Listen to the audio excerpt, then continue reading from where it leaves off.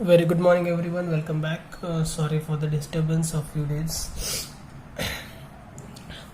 See, let's continue with our next problem. Problem number 18 of accounting for issue of shares, and this will be the third problem, which is based on pro rata allotment. ठीक है, pro rata इतना कुछ tough नहीं है, इतना कुछ difficult नहीं है. प्रीवियस दो प्रॉब्लम्स अगर आपने अच्छे से देखे होंगे, अच्छे से स्टडी किया होगा, क्लियर आउट किया होगा, तो आपको बिल्कुल भी इसमें कुछ भी टफनेस नहीं लगने वाला है. Right, let's see. अगर कुछ लगता भी है तो अभी हम उसको क्लियर आउट कर देंगे, सॉर्ट आउट कर देंगे. C, Girish and company limited invited applications for 25,000 equity shares of ₹10 each. Okay, payable as ₹2.50 on application, 5 on allotment, 2.50 on first and final call. Means क्या है कि 25,000 shares are issued in the market. Each share is of ₹10 each, and 10 rupees are bifurcated as 2.50 plus 5 plus 2.50. एक बार इसका हम total कर लेते हैं, जिससे कि हमें एक श्योरिटी मिल जाती कि कहीं प्रीमियम या डिस्काउंट तो नहीं है. ओके, सो 2.50 प्लस 5 प्लस 2.50 मीन्स 10 रुपीज. 10 रुपए का शेयर है और हम 10 रुपए रिकवर करने वाले 3 इंस्टॉलमेंट्स के अंदर. That means the shares are issued at par. Okay, there is no any premium, no any discount. Okay, ये एक चीज यहाँ पे क्लियर हो गई. Next, applications were received for 30,000 equity shares. Okay, fine, you can see applications are received for 30,000 shares. इसको हम underline कर रहे हैं. एंड 25,000 हमने शेयर्स इशू करने थे. Right, so here will be some kind of rejection और some kind of pro rata allotment. आगे देखते हैं हम क्या है. And pro rata allotment were made to all. Okay, here you can see कि क्या है, 30,000 एप्लीकेशन हमें मिले and we have done pro rata allotment. Means whatever money, whatever excess money we have received. Okay, application money तो अपने को मिलेगा 30,000 shares के लिए, लेकिन हम इशू कितने करेंगे, सिर्फ 25,000. तो एक्स्ट्रा 5,000 शेयर्स के लिए जो पैसा हमें मिलने वाला है, आज हम उनको रिफंड नहीं करेंगे, हम उनको पैसा वापस नहीं देंगे. हम उनको क्या कहेंगे कि we are not rejecting any particular person. Okay, what we will do, we will just allot them less number of shares than they actually have demanded. Okay, means अगर किसी ने 100 शेयर्स का डिमांड किया होगा तो उसको हम 80 शेयर्स देंगे, 70 शेयर्स देंगे. किसी ने 500 का डिमांड किया होगा उसको हम 450 देंगे. Right, so we will distribute only 25,000 shares among all the people. So इसमें क्या होगा कि हमारे पास 5,000 शेयर्स के लिए एक्स्ट्रा मनी मिल चुका है हमारे पास. We have received some extra cash from the shareholders. तो हम क्या कहेंगे उनको, what happens under pro rata allotment. हम उनको कहेंगे कि भाई अगली बार जब आप पेमेंट करोगे, अगली बार मीन्स कब, एप्लीकेशन के बाद आता है अलॉटमेंट. अलॉटमेंट का जब आप पेमेंट करोगे तब आप हमको इतने पैसे कम देना, क्योंकि आपका थोड़ा बहुत एडवांस हमारे पास पड़ा हुआ है. Okay, so that's the basic thing, nothing else.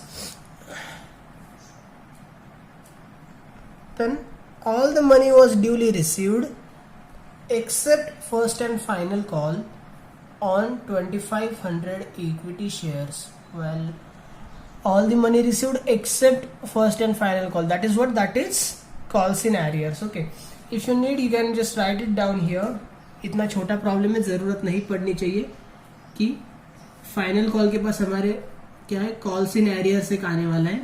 ठीक है, when we are in last call. Okay, final call एक कॉल्स इन एरियर्स है तो उसकी हमें एंट्री करनी पड़ेगी. बाकी प्रो रेटा की तो हमें पता ही है. Okay, so let's start one by one. We have to pass journal entries as well as we have to prepare balance sheet today. Okay, so we will do that, no problem in that. Number 1. Okay, what happens first? First of all, we receive the application. Application हम receive करते हैं. Application के साथ हमें application का money भी मिलता है, पैसा भी मिलता है. So, simply the entry will be bank account debit. Bank account debit to equity share application account. Bank account debit to equity share application account. And narration will be being application money received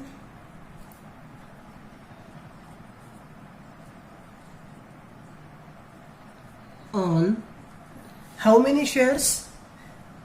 You have received applications for 30,000 shares. Okay, इतना ध्यान में रखो, 30,000 shares है, तो application के लिए entry में हमें 30,000 कंसिडर करना है. उसके बाद हम 25,000 कंसिडर करेंगे, क्योंकि एक्चुअल नंबर ऑफ शेयर जो हम इशू कर रहे हैं वो 25,000 है, राइट. सो एप्लीकेशन के लिए 30,000 लेना है, उसके बाद 25 लेना है. Being application money received on 30,000 shares at rupees 2.50 each. 2.50 है ना एप्लीकेशन के लिए, सो एट रुपीज 2.50 ईच. ओके, जिसमें calculation 30,000 into 2.50 that comes 75,000.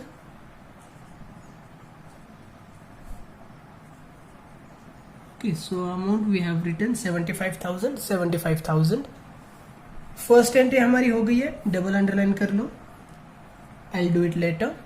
Okay, next number 2. Application money receive होने के बाद क्या होने वाला है? एप्लीकेशन मनी हमें क्या करना है? ट्रांसफर करना है शेयर कैपिटल अकाउंट के अंदर. Okay, so again the entry comes equity share application account debit to equity share capital account. But we know कि ये 75,000 जो हमें एप्लीकेशंस मिले, सारा का सारा हमें कैपिटल में ट्रांसफर नहीं करना है. हमें 5,000 शेयर्स के लिए जो है उसको हमें रिजेक्ट करना है, ठीक है, इन शॉर्ट. तो वहां पे हमारा रहेगा pro rata allotment. Okay, we are not going to refund this money, we are going to made pro rata allotment. That means we will keep that money with us as a allotment money. तो हमें क्या ध्यान में रखना होता है? Simple सा एक फंडा ध्यान में रखो. अगर आपको प्रॉब्लम के अंदर वो बोलते हैं कि 5,000 applications were rejected, reject word अगर वो यूज कर रहे हैं या फिर रिफंड ये वर्ड यूज कर रहे हैं, तो आपको बस क्रेडिट में एक ऐड करना है टू बैंक अकाउंट. ओके, और अगर प्रो रेटा अलॉटमेंट वो यूज कर रहे हैं, just make underline to pro rata. Okay, pro rata ये वर्ड अगर यूज किया है प्रॉब्लम के अंदर, तो आपको क्या करना है? सिंपली यहां पे क्रेडिट में एक चीज ऐड कर देनी, to equity share allotment account. To equity share allotment account. Okay, now you can see application यहाँ पे 75,000 था, तो यहाँ पे भी डेबिट में 75,000 ही आएगा. ओके, देन हमारा अप्रूवल का लिमिट कितना है? 25,000. We can approve 25,000 shares only, we can not issue 30,000, right. So हम 25,000 को अप्रूव करने वाले, मीन्स 25,000 की अमाउंट जो रहेगी वो तो जाएगी हमारी कैपिटल में, right. So what you have to do, you have to make just one calculation, 25,000 into ये 2.50. ओके, अगर आपको समझने के लिए चाहिए तो आप यहाँ पे लिख के रख सकते हो, वैसे आंसर में लिखना नहीं होता है, ठीक है. 25,000 इंटू 2.50. ये मैं इसलिए बोल रहा हूँ कि इन फ्यूचर जब आप देखोगे तो आपको पता चलना चाहिए कि कहाँ से आया. That's why we have written this in pencil. Okay, ये आंसर में लिखने वाली चीज नहीं है एक्चुअल में, right. So 25,000 into 2.50 that comes 62,500. 62,500 हमारे कैपिटल में ट्रांसफर हो रहे हैं, एंड रिमेनिंग 5,000 इंटू 2.50 जो कि हमारा एक्सेस पोर्शन है एप्लीकेशंस का. ओके, 5,000 शेयर्स इंटू 2.50, उसको हम क्या करेंगे? अलॉटमेंट मनी के तौर पे हम उसको रिकॉर्ड कर लेंगे, बिकॉज इसके बाद अलॉटमेंट कॉल ही होने वाला है, right. So this comes 12,500. Okay, narration comes being, simple narration अपना क्या होता है? वही application money transferred to share capital account being application money transferred to share capital account and excess amount is adjusted with allotment money.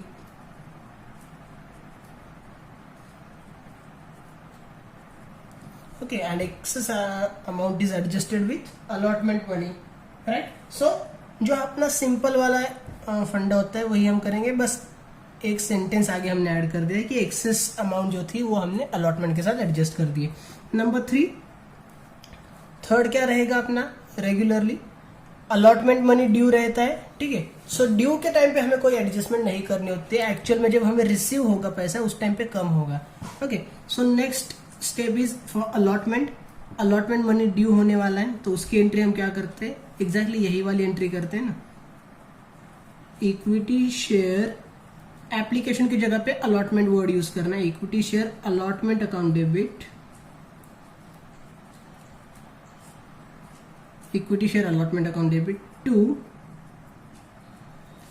Equity share capital account, and the narration is being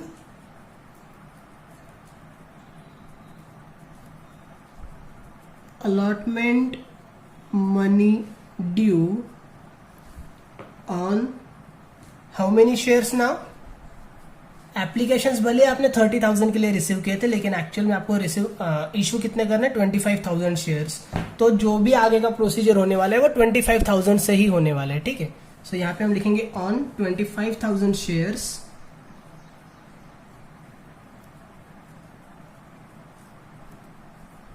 at rupees how much, allotment 5 है, at rupees 5 each.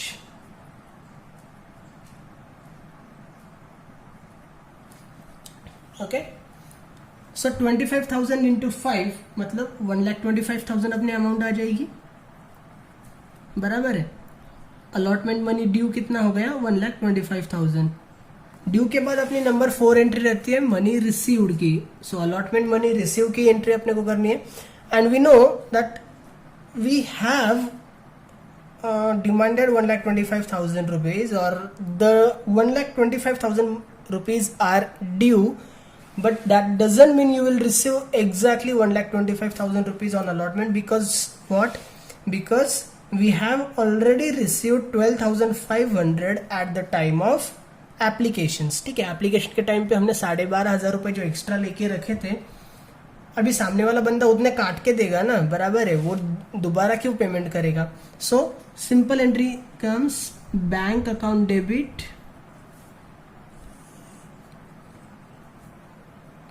To equity share allotment account, bank account debit to equity share allotment account. Okay, and narration is being allotment money received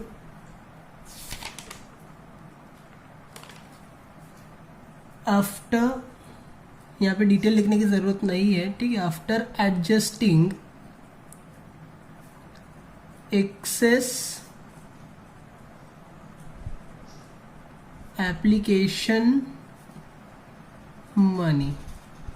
okay, being allotment money received after adjusting excess application money. Now amount कितना आना चाहिए, देखिए आपका due कितना था, 1,25,000. Okay, जिसमें से advance आपको मिल चुका है 12,500. तो 1,25,000 में से अगर 12,500 आपको एडवांस मिल चुका है तो कितना बचता है मिलना, कितना बचता है, 1,12,500, राइट. 1,12,500 जितना पेंडिंग रहेगा, जितना बचा हुआ अमाउंट रहेगा उतना ही हमें मिलने वाला है. सो 1,12,500 is the amount. Okay, 1,12,500. Number 5, fifth entry क्या होने वाली है अपनी, फर्स्ट एंड फाइनल कॉल. हमने यहाँ पे लिख के रखा कि यहाँ पे कुछ कॉल्स इन एरियर्स है. Okay, what is calls in arrears? Calls in arrears means we demanded money but shareholder failed to make payment. Okay, मैंने तो उसको बोला कि भाई पैसा दे, बट उसने नहीं दिया. तो नंबर 5 एंट्री अपनी क्या रहती? ड्यू. ड्यू के टाइम पे आप ऐसे बोलोगे कि पैसा मत देना? Definitely not. You will demand full money. But at next entry, means in the 6th entry, we will come to know whether we got full payment or not. Okay, तो यहाँ पे हमें कोई चेंजेस नहीं करना है. First and final call due वाली entry अपने को करनी है. तो एंट्री अपनी क्या हो जाएगी? Equity share first and final call account debit to equity share capital account. Narration is being final call due on again 25,000 shares, not 30,000 shares. Okay, 25,000 shares at rupees कितना है? 2.50 each. Okay, सो कितना due हो जाएगा? 25,000 into 2.50, 62,500. Right, 62,500 rupees अपना due है. 62,500 हमने in short demand किया है शेयर होल्डर से. ओके, एंड जब नेक्स्ट एंट्री हो रही है अपनी 6th entry, means final call due होने के बाद फाइनल कॉल रिसीव होने वाला है. सो रिसीव होते टाइम पे क्या हुआ है? You can see here all the money was duly received except मतलब उसको छोड़ के. Okay, except first and final call on 2,500 shares. मतलब फाइनल कॉल के टाइम पे 2,500 शेयर्स के लिए हमको पैसा नहीं मिला है. So we have received less money. Right, आपको जहाँ पे 62,500 मिलने चाहिए थे वहां पे आपको कुछ कम पैसा मिलने वाला है. That means what? It is your income और it is your loss? It is definitely your loss. Right, you have received less money. तो कॉल्स इन एरियर्स को कहाँ पे लेना चाहिए? कॉल्स इन एरियर्स को डेबिट में लेना चाहिए. राइट, या we will write bank account debit. एक लाइन बीच में हमें कॉल्स इन एरियर्स के लिए रखनी होगी. Calls in arrears account debit to equity share first and final call. Right, now you can see कि फाइनल कॉल अपना कितना था? 62,500 का. तो यहाँ पे तो 62,500 ही आएगा क्रेडिट में. Okay, but when it comes to debit side we have received और we have not received money for 2,500 shares. So 2,500 into 2.50 इतना अपने को क्या होगा? नहीं मिलने वाला है. बराबर है, 2,500 शेयर्स के लिए 2.5 रुपए अपने को नहीं मिलेगा. So if you multiply 2,500 into 2.50, let me right with pencil over here. 2,500 into 2.50 ये हमारे लिए क्या होने वाला है? कॉल्स इन एरियर्स के अमाउंट होने वाली है. ठीक है, तो इसका अगर आप मल्टीप्लीकेशन करेंगे आपको यहाँ पे अमाउंट मिल जाएगी. Right, this comes 6,250. 6,250. नाउ 62,500 आपने डिमांड किया था, 6,250 आपको नहीं मिला है. तो कितना मिला होगा? दोनों को इसमें से ये अमाउंट माइनस कर दो. ठीक है, सब्सट्रैक्ट कर दो. So the amount you will receive is 56,250. 56,250. Okay, one more thing I want to tell you. ये जो कैलकुलेशंस है, this I am just copying and pasting from text book. Okay, मैं ये कैलकुलेशंस खुद से नहीं करके देख रहा हूँ, just because the length of video वो ज़्यादा लेंथी नहीं होना चाहिए. That's why. राइट, सो हो सकता है कि ये कैलकुलेशंस जो मैं बोल रहा हूँ वो करेक्ट हो या ना हो. मीन्स इसका अगर आप मल्टीप्लीकेशन करेंगे, okay, this come 625, that's right for sure, don't worry. But अगर कुछ भी कैलकुलेशंस में मिस्टेक्स हैं तो जो करेक्ट अमाउंट आ रही है वो आप खुद से कैलकुलेट करके ही लिखो. ओके, अगर मैंने रॉन्ग अमाउंट लिख दी है तो आप रॉन्ग अमाउंट मत लिखो. Okay, the narration for last entry क्या होना चाहिए फिर, बिंग क्या है ये, फाइनल कॉल रिसीव्ड ऑन, देखिए 25,000 शेयर्स के लिए आपका ड्यू था, बट आपको 25,000 शेयर्स के लिए पैसा मिला है क्या, नहीं, आपको कितना मिला, सिर्फ 22,500 शेयर्स के लिए ही मिला है, मीन्स 2,500 शेयर्स के लिए नहीं मिला है, उसको हमने माइनस किया, बराबर है, देन वी गॉट 22,500। 25,000 शेयर्स के लिए हमको पैसा नहीं मिला है, हमको सिर्फ 22,500 शेयर्स के लिए ही पैसा मिला है। Okay, so that's why here 22,500 on 22,500 shares at rupees 2.50 each. Okay, here the solution is over. Simply we have to make total के लिए ऊपर सिंगल लाइन, नीचे double underline, and the total I just leave on you. Okay, आपको ये total खुद से करनी है एंड लिखनी है, right, there is no nothing difficult, but just do it on your own. Next thing that we have to do is balance sheet.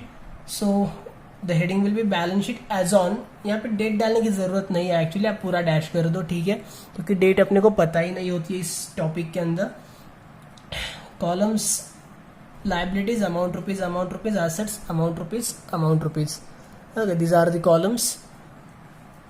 Now balance sheet हम कैसे प्रिपेयर करते हैं, तो वही लॉजिक हर केस में अप्लाई होगा, ठीक है। पहले देखो बैंक है, तो बैंक हमें लिखना होता है एसेट साइड के अंदर। Let's take a bank, 75,000 plus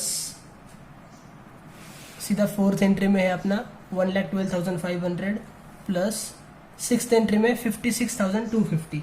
okay, so 3 times we have bank, तीनों अमाउंट्स की टोटल करो, दैट कम्स 2,43,750।